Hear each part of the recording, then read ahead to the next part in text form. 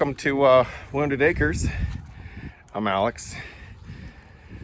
Today we'll be up against a couple of things, knocking out a couple of tasks, getting ready to mill up some of these logs, turn them into 2x6s and 2x4s for the expanding barn project. That's really all I have planned for today. You can see there's a stack of logs here. I need 76 2x6s for the barn project. So this is about half, maybe a little less than half of what's required. These will be used to build the trusses. So follow along.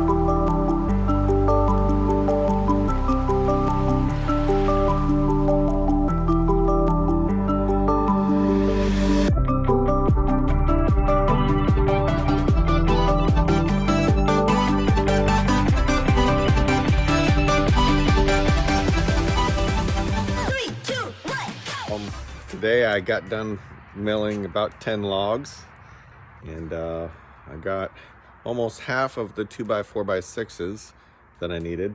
They're all about 8 to 8.5 feet long. Oh, so now we get to go to one of the biggest perks of having a lumber mill. Every night can be a fire. So, like and subscribe.